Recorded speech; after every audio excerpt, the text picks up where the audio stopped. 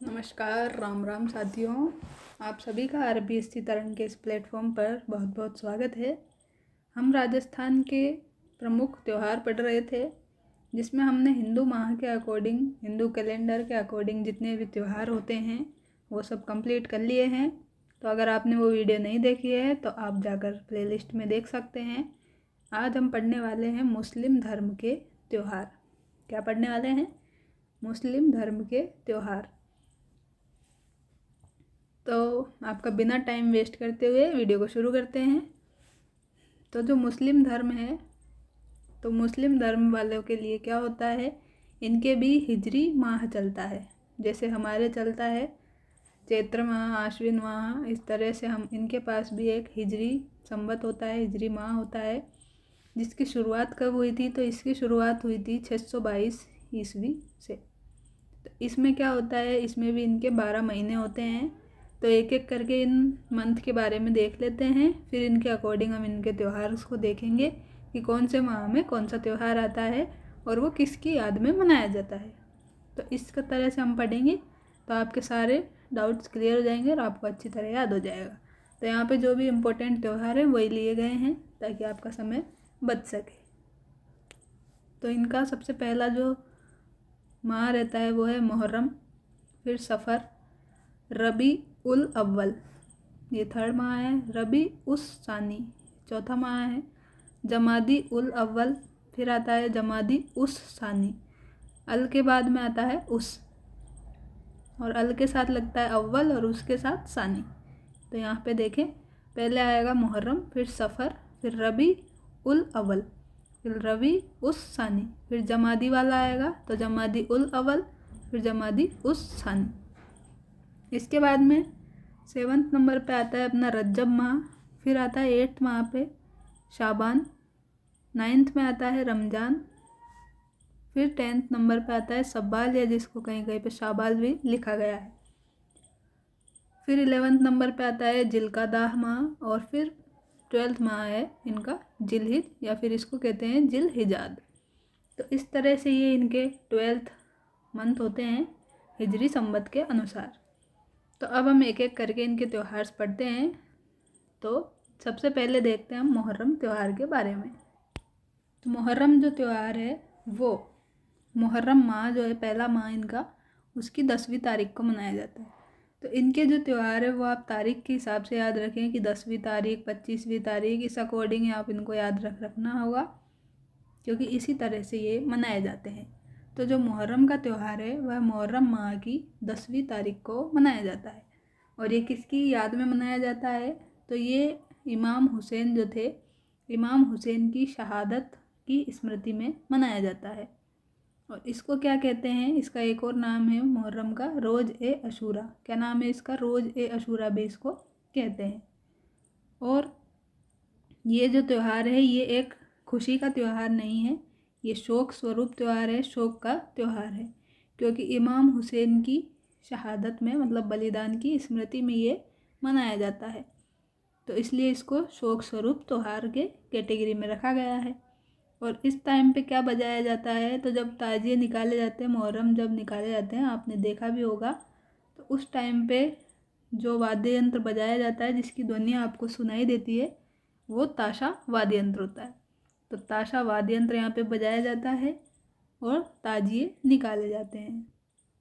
तो ये ताजिए जो निकाले जाते हैं इन्हें क्या करते हैं? करबला के मैदान में दफनाते हैं बाद में।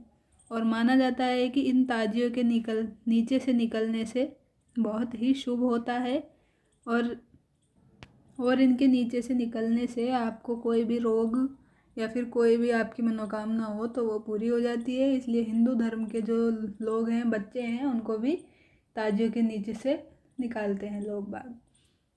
तो ये है मुहर्रम त्यौहार। अब जो 27वीं तारीख है मुहर्रम माह की, उसको क्या होता है? उसको गलियाकोट जो कि डूंगरपुर में है, यहाँ पे सैयद फ़खरुद्दीन का उर्स मेला लगता है। क्या लगता है यहाँ पे? सैयद फ़खरुद्दीन का उर्स लगता है। और ये जो है दाऊदी बोहरा संप्रदाय का प्रमुख स्थान है। कौन सा? गलियाकोट डूंगरपुर। तो ये सब आपने यहाँ पे देखा। अब हम इनका अगला त्यौहार पढ़ते हैं। तो इनका दूसरा त्यौहार जो है वो है चहल्लुम, जिसे चालीसा भी कहा जाता है।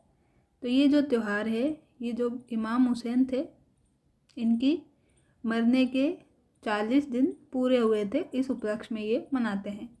तो 40 दिन जब पूरे हुए तो यहाँ पे सफ़र माह शुरू हो गया था। तो सफ़र माह की 20वीं तारीख को ये मनाया जाता है।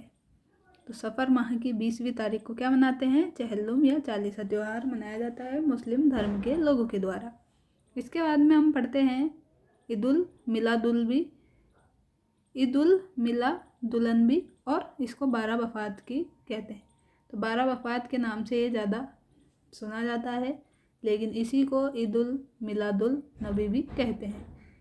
तो ये कब मनाया जाता है? ये रबी उल अव्वल, जो 3rd माह है हिजरी माह के अनुसार, रबी उल अव्वल, उसकी 12वीं तारीख को ये मनाया जाता है। और ये जो मोहम्मद साहब थे, मोहम्मद साहब के जन्म दिवस के रूप में मनाया जाता है। तो अब देखते हैं 4th नंबर का जो त्यौहार है अपना। तो ये जो त्यौहार है इसके बारे में अब हम देखते हैं। तो ये है शब-ए-बारात। शब-ए-बारात या इसको शब-ए-बारात भी कहते हैं। तो ये जो त्यौहार है ये शाबान माह की 14वीं तारीख को मनाते हैं। कब मनाते हैं? शाबान माह जो है उसकी 14वीं तारीख को मनाते हैं। और इस दिन क्या हुआ था? जो मोहम्मद साहब थे उनकी आकाश में अल्लाह से मुलाकात हुई थी, ऐसा यहाँ पे कहा जाता है कि इस दिन क्या हुआ था? जो मोहम्मद साहब थे उन्होंने आकाश में अल्लाह से मुलाकात की थी, इसलिए इस उपलक्ष्य में ये त्यौहार शाबान माह की 14वीं तारीख को मनाया जाता है। तो आप यहाँ पे देखें कि शब-ए-रात है और शब-ए-बारात है। तो शब यहाँ पे कॉमन है, तो आप यहाँ पे याद रख सकते हैं कि इसमें भी शाबान माह आएगा। तो शाबान माह की 14वीं तारीख को ये मनाया जाता है। और ये कब क्यों मनाते हैं? मोहम्मद साहब की आकाश में अल्लाह से मुलाकात हुई थी, इसलिए ये मनाते हैं। और इस दिन क्या करते हैं? इस दिन अगर जाने अनजाने में कुछ गलती हुई है किसी से भी, तो उस गुनाह की माफ़ी मांगते हैं। मुस्लिम धर्म के लोग क्या करते हैं? जाने अनजाने में उनसे हुई गलती गुनाहों की माफ़ी मांगते हैं अल्लाह से। तो इसलिए ये शब-ए-बारात का त्यौहार मनाया जाता है। अब देखते हैं हम नेक्स्ट त्यौहार के बारे में, जो कि अपना है ये शब केंद्र। क्या है? शबे कद्र। तो यहाँ पे ये आपको दिख नहीं रहा होगा, इसलिए मैंने यहाँ पे लिख दिया है, तो इसको हटा देते हैं।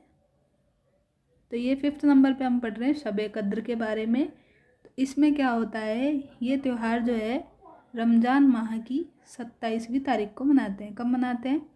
रमज़ान माह की 27वीं तारीख को मनाते हैं। और इस दिन क्या होते हैं? बड़ा रोज़ा रखा जाता है। और इसको क्या कहते हैं? इसको बड़ा रोज़ा कहते हैं।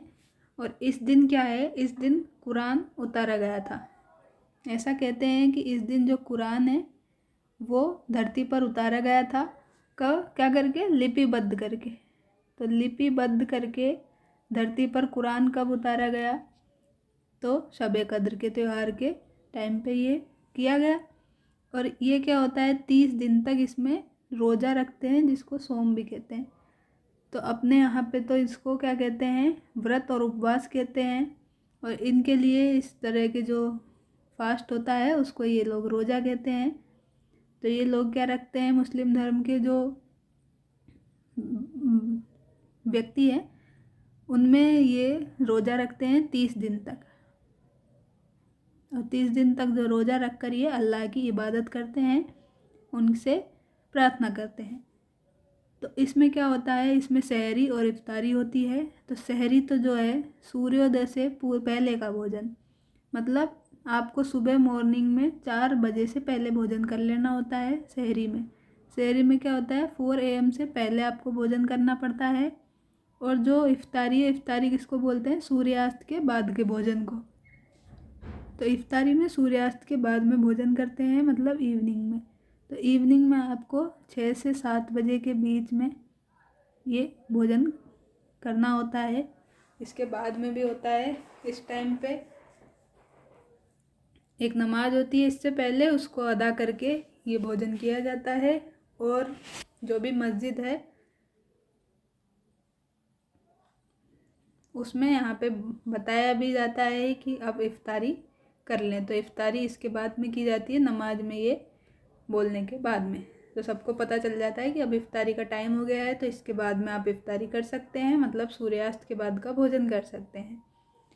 तो इस तरह से ये रमज़ान का त्यौहार चलता है, तो इसको ये कहते हैं।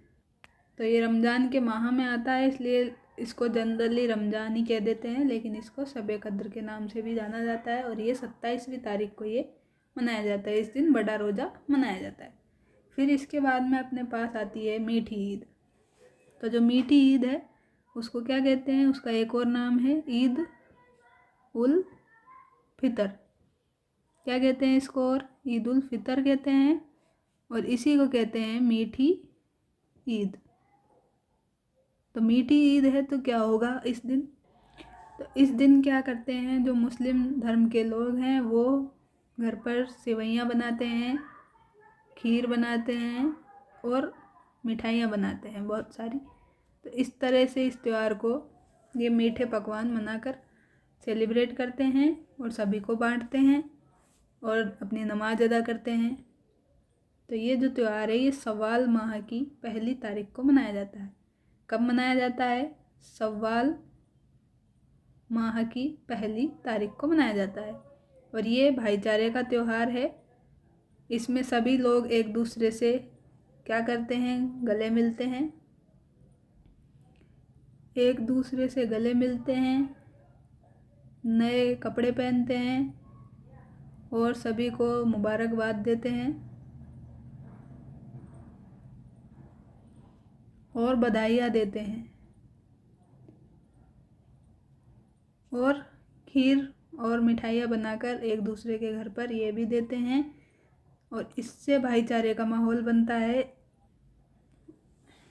तो एक दूसरे के घर पे जाकर ये सब त्यौहार इस तरह से ये लोग मनाते हैं।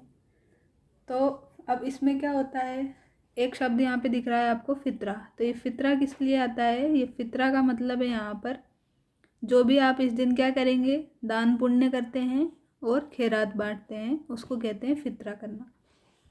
और ये जो त्यौहार है ईद उल फितर, ये 30 दिन का रोज़ा रखने के बाद में मनाते हैं। मतलब आपके जब रमज़ान ख़त्म हो जाएंगे, 30 दिन तक रमज़ान के माह में जो आप रोज़ा रखते हैं वो रोज़े आपके जब ख़त्म हो जाते हैं उसके बाद में आपके मीठी ईद आती है। तो ये आप सभी जानते होंगे। अब इसके बाद में एक आती है इनके दूसरी ईद, तो जिसको कहते हैं ईद उल जुहा। ये तो हमने क्या पढ़ी थी, ईद उल फितर। तो फितर आएगा तो मीठी ईद है, और जूहा आया, जूहा तो बकरीद है। अब यहाँ पे आप देखें कि यहाँ पर जो बकरीद है ये जिलहिज माह की, अब यहाँ पे देखें कि यहाँ पे ईद उल जुहा है और बकरीद है। तो यहाँ पर जिलहिज माह की 10वीं तारीख को ये मनाते हैं। और ये इब्राहिम साहब जो थे, इब्राहिम साहब के द्वारा अपने पुत्र इस्माइल की कुर्बानी देने की याद में ये त्यौहार मनाते हैं। तो ईद उल जुहा क्यों मनाते हैं, इब्राहिम साहब के द्वारा अपने जो पुत्र था इनका इस्माइल, उसकी कुर्बानी देने के लिए ये त्यौहार उनकी याद में मनाते हैं। तो इसको कुर्बानी के त्यौहार के नाम से भी जानते हैं। क्या करते हैं, इसको कुर्बानी के त्यौहार के नाम से भी जानते हैं, क्योंकि इस दिन इस्माइल की कुर्बानी दी गई थी। तो इसलिए इसको ईद उल जुहा कहते हैं और बकरीद भी कहते हैं। और जिलहिज माह की 10वीं तारीख को ये मनाया जाता है। अब ये लास्ट एक त्यौहार और है इनका, जो कि यहाँ पे लिखा गया है शब ए मेराज। क्या है, शब ए मेराज। तो ये जो शब ए मेराज त्यौहार है ये रज्जब माह की 27वीं तारीख को मनाया जाता है। कब मनाया जाता है, रज्जब माह की 27वीं तारीख को मनाया जाता है। और मोहम्मद साहब को खुदा से नमाज इस दिन मिली थी, ऐसा कहा जाता है। इस तरह से हमने ये सारे त्यौहार पढ़ लिए हैं। तो यहाँ पे आपने कौन कौन से त्यौहार पढ़े, एक बार मैं फिर से आपको लिख के बता देती हूँ। हमने आज पढ़ा है मुहर्रम, जो कि कब मनाया जाता है, मुहर्रम माह की 10वीं तारीख को। किसकी याद में, इमाम हुसैन की याद में,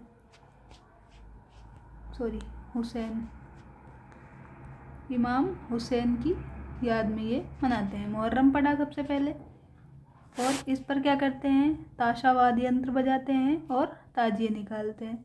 इतना आप याद रख लें इसमें। इसके बाद में आपको दूसरा नंबर पे मैंने बताया था क्या, 27वीं तारीख, जो मुहर्रम माह की 27वीं तारीख रहती है, उस दिन क्या लगता है, गलियाकोट में, जो कि डूंगरपुर में है, यहाँ पे सैयद फखरुद्दीन का उर्स लगता है। ठीक है। इसके बाद में आपको क्या करना है, थर्ड नंबर पे मैंने आपको बताया चहल्लुम त्यौहार। क्या बताया, चहल्लुम। ये कब मनाते हैं, तो ये मनाते हैं सफ़र माह की कौन सी तारीख को, 20वीं तारीख को। फिर फोर्थ नंबर पे हमने पढ़ा था शबे रात। तो शबे रात, तो यहाँ पे शब है, तो यहाँ से मैंने आपको बताया था कि शाबान माह आप याद रख सकते हैं, और शाबान माह की 14वीं तारीख को ये मनाते हैं। इसके बाद में हमने फिफ्थ नंबर पे पढ़ा था क्या, शबे कद्र। तो शबे कद्र जो हमने पढ़ा,